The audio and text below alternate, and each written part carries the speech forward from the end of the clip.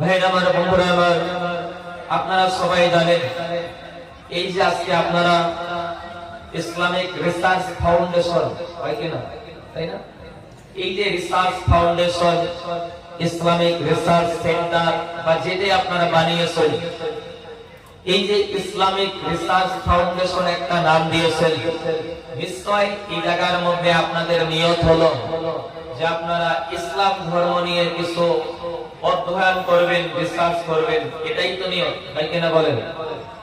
ভাইরা আমার, বন্ধুরা আমার, তবে বন্ধুগণ মনে রাখবেন, দুনিয়ার মধ্যে এই যে আপনারা রিসার্চ করবেন, একটা বস্তু আপনারা অনুসন্ধান করবেন, এটার মূল উদ্দেশ্য কি?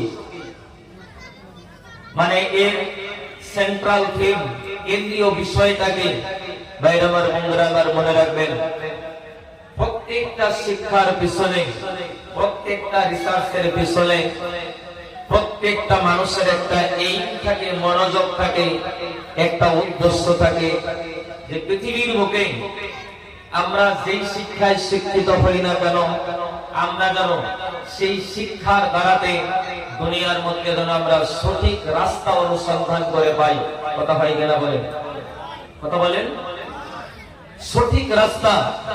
আজকে যে আপনারা এতটা অঞ্চলের মধ্যে, বৃহৎ অঞ্চলের মধ্যে এই যে ইসলামিক রিসার্চ ফাউন্ডেশন আপনারা প্রতিষ্ঠিত করেছেন, এর উদ্দেশ্য এটাই যে আমরা কি করব, এর দ্বারাতে এই বৃহৎ অঞ্চলের মধ্যে ইসলামের উপরে আমরা কি করব, রিসার্চ করব, কোরআনের উপরে আমরা রিসার্চ করব, রাসূলের হাদিসের উপরে আমরা রিসার্চ করব।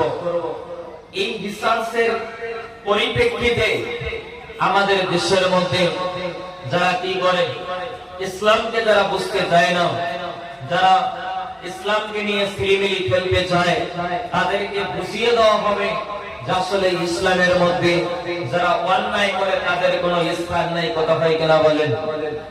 ভাইরা আমার, বন্ধুরা আমার, শোনান, যদি আপনারা মনে রাখবেন, কথাগুলো ভালো করে খেয়াল করবেন যুবক বন্ধুগণ, যদি দুনিয়ার মধ্যে সঠিক রাস্তা যদি আপনি তালাশ করতে চান, সঠিক রাস্তা যদি আপনি পেতে চান, দুনিয়ার মধ্যে যেই শিক্ষায় আপনার শিক্ষিত হন না কেন, আপনার আমার ভিতরে আল্লাহর কোরআনের শিক্ষা যদি না থাকে, কোরআন যদি আপনি না বোঝেন, কোরআনের জ্ঞান যদি আপনি অনুসন্ধান না করেন, কোরআনের জ্ঞান যদি আপনার আমার মধ্যে না থাকে, কখনো দুনিয়ার মধ্যে আপনি আমি সঠিক রাস্তা কখনো খুঁজে পাবো না। কথা ঠিক কিনা বলেন ভাই? পৃথিবীর মধ্যে, জমিনের মধ্যে ইসলাম আপনাকে বলে নাই আপনি ইংরেজি শিখতে পারবেন না, ইসলাম আপনাকে বলে নাই আপনি বাংলা শিখতে পারবেন না, ইসলাম আপনাকে বলে নাই আপনি মাস্টার অফ ফিলোসফি ডিগ্রি আপনি অর্জন করতে পারবেন না। হ্যাঁ, প্রত্যেকটা শিক্ষায় আপনি শিক্ষিত হতে পারবেন, কিন্তু মনে রাখবেন, যেই শিক্ষায় আপনি শিক্ষিত হন না কেন, পৃথিবীর মধ্যে ওই শিক্ষার দ্বারাতে আপনি কখনো রাস্তা খুঁজে পাবেন, কিন্তু সঠিকটা পাবেন না। হয়তো আপনারা মনে মনে হয়তো নারাজ হবেন, তাহলে আমরা কোরআনের শিক্ষা অর্জন করিনি বলে তাহলে কি আমরা দুনিয়াতে সঠিক রাস্তা পাবো না? হয়তো আপনারা নারাজ হতে পারবেন, পারেন, আমি আপনাদেরকে প্রমাণটা দিয়ে যাব। হ্যাঁ আমার বন্ধুরা, শোনারা, আমি নিজেও একজন আপনার কলেজে লেখাপড়া করানোওয়ালা ছাত্র ছিলাম এক জামানায়। আপনারা জানেন, আপনার হায়ার সেকেন্ডারিতে, কলেজ লেভেলে লজিক এন্ড ফিলোসফি পড়ানো হয়, হয় না? নাই? কথা বলেন, কথা বলেন না কেন? লজিক এন্ড ফিলোসফি হায়ার সেকেন্ডারিতে একটা সাবজেক্ট পড়ানো হয়, যার নাম হলো হিস্ট্রি। ভাই আমার, বন্ধুরা আমার, আপনি রিসার্চ করে দেখবেন, এই কিতাবগুলো অধ্যয়ন করে দেখবেন, সেখানে এমন কতগুলি কথা তুলে ধরা হয়েছে যার সাথে ইসলামের সাথে কোনো সম্পর্ক নাই, যার সাথে ইসলামের সাথে কোনো দিল মিলে না। ভাই আমার, বলবেন প্রমাণ? আমি আপনাদেরকে একটা প্রমাণ দেব। আমি যখন কলেজে পড়তাম, আমাকে একটা ছেলে এসে, আমার বন্ধু একজন এসে বলতেছে, আব্দুল মুকির সাহেব, বলে কি, ডারউইন সাহেবের একটা থিওরি আছে। বলে কি থিওরি? এই যে আল্লাহ আমাদেরকে পৃথিবীর মধ্যে প্রেরণ করেছেন, আল্লাহ আমাদেরকে কেমনে সৃষ্টি করলেন, ডারউইন সাহেব একটা থিওরি তুলে ধরেছেন যে মানুষ সৃষ্টির রহস্য তিনি তুলে ধরেছেন যে পৃথিবীর বুকে মানুষ বহুত সহজ পদ্ধতিতে পৃথিবীর বুকে মানুষের আগমন ঘটেছে। আমি বললাম কেমনে? মানুষ আগে ছিল বান্দর জাত, এই বান্দর থেকে বান্দরের লিটুটা কেটে দেওয়া হয়েছে, ডাইরেক্ট তখন থেকে রূপান্তর হয়ে আপনার কনভার্ট হয়ে আপনার মানুষ হয়ে গেছে, বান্দর থেকে মানুষ হয়েছে।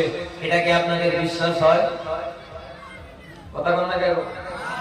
দেখো বিশ্বাস হয় আপনাদের? বান্দর থেকে মানুষ হয়েছে, এটা আপনাদের বিশ্বাস হয়? ভাই আমার হয় না। এবার আপনাদের কানে একটা প্রশ্ন ছুড়ে যায় বন্ধুগণ, আপনারা আমার ভাষা বুঝতে পারেন তো নাকি? আগে আপনাদের কাছে একটা কোশ্চেন ছুড়ে যায়, ভাই আমার বন্ধুরা আমার, বলেন তো দেখি, এই ছেলেটাই যখন আপনার একদিন শিক্ষা অর্জন করে উচ্চ শিক্ষায় শিক্ষিত হবে, এই ছেলেটা মেমোরিতে যে বস্তুটা ক্যাপচার করে নিয়েছে বন্ধুগণ, বলেন তো দেখি বন্ধু, এর সাথে যদি কোরআনের সাথে সম্পর্ক না থাকে, বলেন তো এই যে একদিন উচ্চ শিক্ষায় শিক্ষিত হওয়ার পরে বলবে যে কোরআনের অমুক নম্বর সূরা, আপনার সূরা নিসার মধ্যে অমুক নম্বর আয়াতের মধ্যে ভুল তথ্য আল্লাহ দিয়েছে, এই ছেলেটাই তো একদিন বলবে, কথা ঠিক কিনা বলেন? কেন কেন বলবে জানেন? তার মধ্যে কোরআনের কোন ধরনের শিক্ষা নাই। আজকে আসামের একই অবস্থা, দেখবেন ফেসবুক ইন্টারনেট যখনই কোন সংবাদ মাধ্যম পেয়ে যায়, তখনই দেখবেন ইসলামকে নিয়ে কিছু জানে না, কোন রিসার্চ নেই, এমনিতে বলে দেয় ভাই হযরত মুহাম্মদ সাল্লাল্লাহু আলাইহি ওয়াসাল্লাম ডাকাত ছিল, নাউজুবিল্লাহ বলেন। কথা বলেন না, নাউজুবিল্লাহ ধরে বলেন। কেন বলে জানেন? জানেন আপনার কি কয়, আপনার একটা আয়াতের মানে একটা ওয়ার্ডের মিনিং বলতে পারবো না, কোরআনের একটা আয়াত বলতে পারে না, তারা কোরআন নিয়ে গবেষণা করতে যায়, ঠিক কিনা বলেন? ভাই আমার বন্ধুরা আমার সোনারা, আমার বলার উদ্দেশ্য হলো পৃথিবীর মধ্যে আপনাদের এই অঞ্চলের যুবক ভাইদেরকে আমি এই মঞ্চ থেকে অনুরোধ করে যাব, আপনারা রিসার্চ করবেন, জমিনের মধ্যে সর্বপ্রথম আল্লাহর কোরআনকে আপনারা স্টাডি করে দেখেন। কেন বললাম জানেন? বর্তমান প্রেক্ষাপটে সবথেকে আপনার বড় বড় উলামাদের লিস্টের মধ্যে যিনি একজন অন্যতম, যার নাম হলো হযরত মাওলানা মুফতি তাকিউল ইসলামী সাহেব দামাত বারাকাতুহু, নাম শুনছেন? ভাইরা আমার বন্ধুরা, উনি দেশের মধ্যে চিফ জাস্টিসের একটা এক্সাম দিয়েছিল তিনি, তো চিফ জাস্টিস হওয়ার জন্য এক্সাম দিয়ে উনি গোটা দেশের মধ্যে প্রথম স্থান অধিকার করেছিলেন। ওনাকে একজন জিজ্ঞাসা করেছিল যে আপনি তো সারা দেশের মধ্যে আপনি এই এক্সাম দিয়ে পরীক্ষা দিয়ে 1 নম্বর স্থান অধিকার করলেন, আপনি কি কি কিতাব অধ্যয়ন করেছেন আপনি বলেন? উনি বলেছিলেন আমি কোনো অন্য কিতাব অধ্যয়ন করি নাই, আমি শুধু আল্লাহর কোরআনটা আমি রিসার্চ করেছি। একবার চিল্লে বলেন সুবহানাল্লাহ। এই কোরআন জমিনের মধ্যে, পৃথিবীর মধ্যে এমন একটা কিতাব, প্রত্যেকটা বিষয়ে কোরআন যদি আপনি ঠিকমতো গবেষণা করেন, এমন কোন সমস্যা নাই যে সমস্যার সমাধান পৃথিবীর বুকে আল্লাহর কোরআন দিতে পারে না। সুবহানাল্লাহ, একটু জোরে করে বলেন। ভাইরা আমার বন্ধুরা আমার, কোরআন তো সমস্যার সমাধান করে, কিন্তু বলেন বর্তমান প্রেক্ষাপটে কোরআনের বিরোধিতা করনেওয়ালা মানুষের কি অভাব আছে? কথা বলেন না কেন? অভাব আছে ভাই। পৃথিবীর বুকে আমরা কোন জাতিকে হিংসা করি না, ইসলাম শিক্ষা দেয় নাই কোন জাতিকে টার্গেট করে নেবে, এটা শিক্ষা দেয় নাই। যার যার ধর্ম নিয়ে শেষে চলবে, কিন্তু আমাদের প্রশ্ন হলো পৃথিবীর মধ্যে কোরআনের এত শত্রু কেন? কোরআনের মোকাবেলায় এত মানুষ করতে আসে কেন?